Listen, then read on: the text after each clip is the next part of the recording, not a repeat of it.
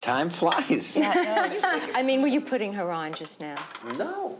Did you think she was still single? Do I act don't- single? No, I don't think you act either single. I just haven't seen you in a while, and I didn't know At the you Laker games. at the Laker games. And you told me those weren't your seats. So, Oh, they are. oh, they are your we seats. don't, like, own them forever, you know. Oh. But we have What do you them. That's You you go borrow with your them? husband. That's your husband you go to the games with. That's right. I get it. All right. So I didn't know. So is he in the business? Yeah. He's in the real estate business. Tell him his name. Stan? Yeah. Oh, I didn't know that. I didn't know she was married. I swear, I did not know. I have not seen Diane in a while. I've been in New York. I've been living in New York, and congratulations, belatedly. You I'm were very living happy in New for- York? Here. Yeah, there you go. Here's to Diane's, how many years Yeah, I married? can see you. 4. 4 years. Gosh, time flies. God bless. Who she's married to. You're really putting us on today, aren't you? No, he really is. I wish I was. I mean, I almost feel that I'm sitting here at the side here watching a Laker game. I mean, if when I go to the Laker game, but I look down and I'm seeing there, and I see Jack Nicholson, and I see Dyan, and I see Michael, and I see all the other people in our industry, and they're sitting there, and I think they're really having a, like a party. I mean, but what is it? What is it about sports that Americans are so fascinated by? Not just basketball, but every sport. Performance. Is It's that what it is? performance. They're so good. I mean, we do, we get retakes. If it doesn't work out, we get to do it again. And you're talking about pure performance. You're talking about somebody, going out. It's happening and, now. It doesn't happen again, and it's ever again at that moment. And you see an event and a play, and it's totally instinctive and impulsive and teamwork going together. And they execute it. They didn't rehearse it. They, may have that situation. There's a result every night. There's a result. We know every night that we're going to win or lose, and we have to go through that experience of winning, the elation of winning, and losing every night. Are you superstitious at all? A little bit, not much. What are your superstitions like? Come on, routine?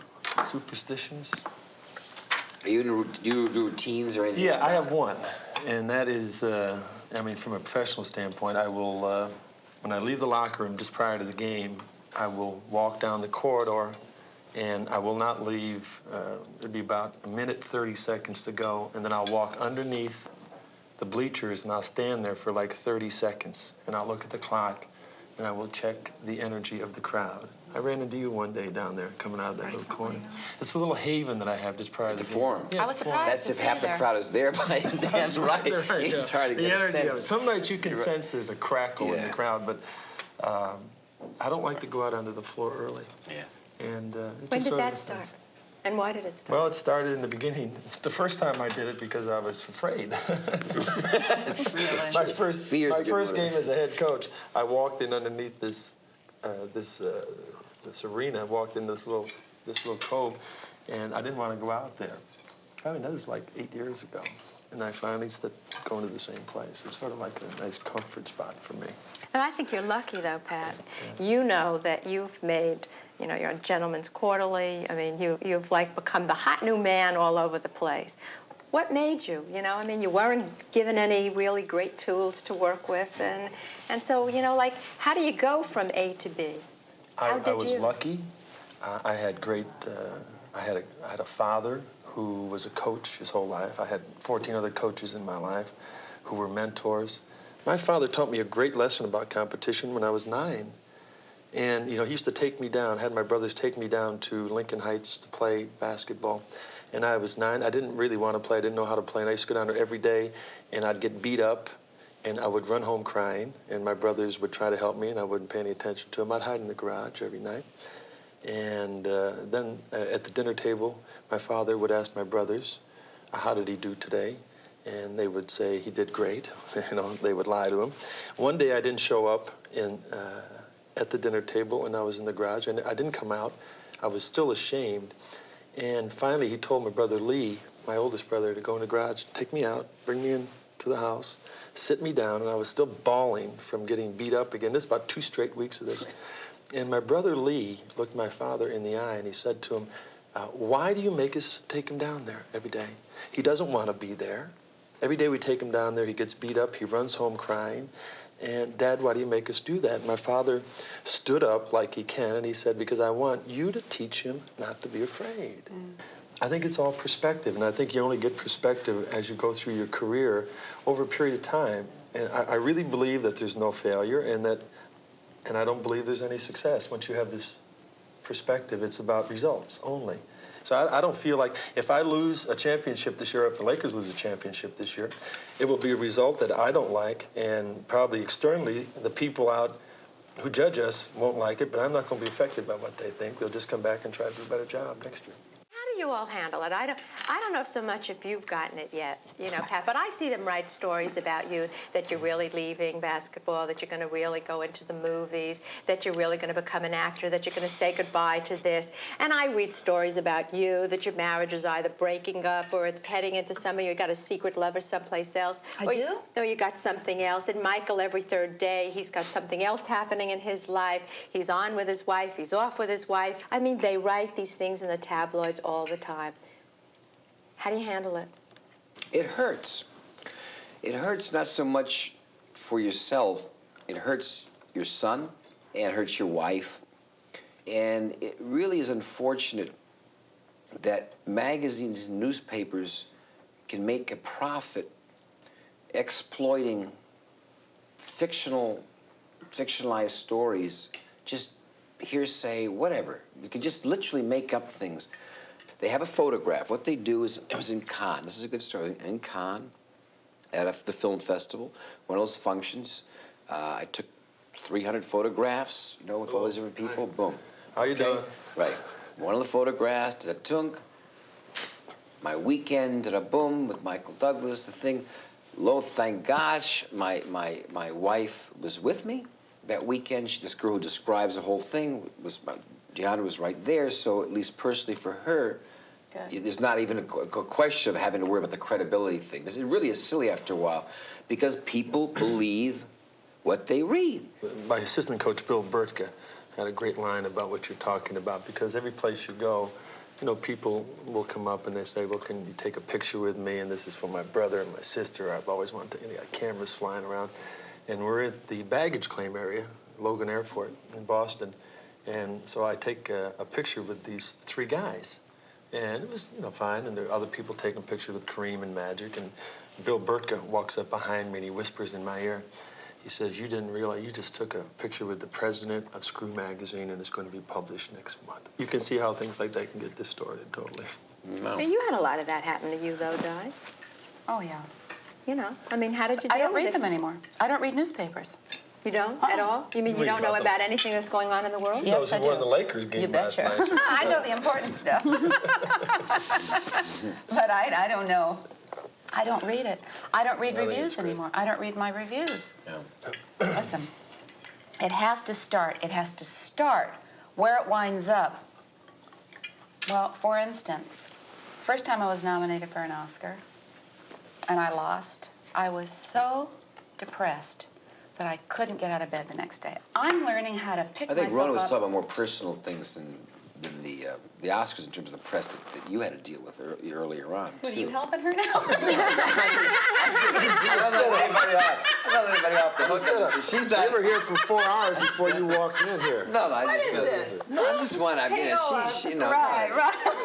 Rona slipped her way through the question. I just thought We're just having a conversation. I didn't know I was interviewing anybody. I just love to have all of you here. But feelings are feelings, whether they, involve the Oscars. My divorce with Sure. Cary Grant, I walked in and there was a man standing out front who said, "Can you please tell us, Miss Ken, the people in the audience, what you're wearing today?" I will never forget that as long as I live. We all go through things that people can look at you and say, "Boy, you're strong." But that strength comes from, as far as I'm concerned, that very, very vulnerable part of myself that you don't want to lose, but that with the hurts keeps adding an added confidence that Michael was talking about earlier. I mean, I look at you on that television show that you used to do. Oh, Streets of San Francisco. Streets of San Francisco, and I don't think you could act worth a damn. Right. But I got to tell you, you really couldn't act. You are now, and you make me buy it. That thing you did on Wall Street, and I'm a tough audience. You got to move me. You got to make me believe what's going on now.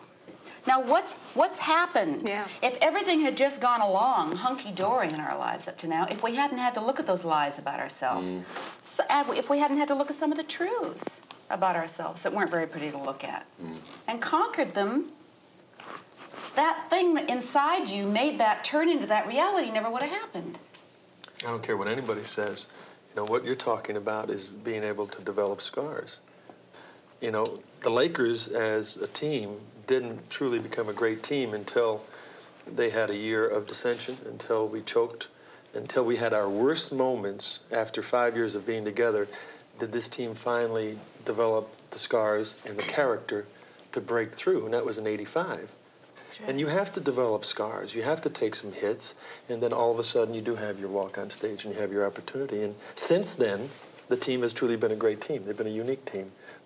And I think once you get to a point in any profession that you're always trying to go above and beyond, and I think that's what it's about. Whether you win 4 Academy Awards or whether you write, you know, great scripts or win championships, you've got to always find other reasons to go above and beyond, and that's what ignites me, anyhow. You know, but when you said about, you know, about Michael, you know, in Streets of San Francisco, you thought, you know, he was just an actor, and that by the time he did Wall Street, you know, he was really all that powerful. Do you see the difference? Well, I would hope so. I mean, you know. Well, some people never do. Well, no, what I'm though, saying is Michael. I would hope, I mean, one of the supposed joys about getting older is that you grow, you know, a little bit. And I think that I always knew that I would be a late bloomer. But I'm 31 is not a eternally... late bloomer, Michael. Oh, you mean acting-wise? Yeah, acting-wise. Producing was a different situation. You didn't have to deal with that kind of the comparisons of your father, who, you know, had a very strong image persona. He had a certain dynamics, which, because it was him, you were trying to find ways to zig and zag around it. Interesting. Tell me the truth. Does it make any difference now? Now that you've won the Oscar, Dad's never won the Oscar. You've accomplished so much. Do you feel good about yourself? I mean, do you feel that you still have to prove something to him? Well, I never really felt I ever had to But prove something you understand, to... from my standpoint, it was like you were always saying, "Can I get to that same place as Daddy? Can I possibly be better than Dad?" The truth of the matter is, Rona, I was a hippie. You know, I was undeclared in college, and I guess all I resent is it's an easy hook that everybody in journalism has always tended to go to, which is that all of my work and success was based upon the fact that I was just trying to prove myself in my father's eyes. So I don't... Am I happy now? Yeah. I was happy when I was 31, too, and I was happy when I was a lousy actor and I was doing the Streets of San Francisco. How can we bitch and moan, you know, if we're dealing in this arena? I guess that's what I'm saying. That women take apart more than... I mean, this is very interesting to me. Much of my life, I wasn't a happy lady, which makes me appreciate the last 5-6 years of my life so much because I am now, and I know the difference of when I used to wallow in it and when I felt like I was carrying the world on my shoulders and when life wasn't fun and it wasn't happy and I didn't feel good and it was hard and it just seemed uphill all the time. That's all I'm saying is, I mean, there's a lot worse stuff going on in the world, man. So I'm happy.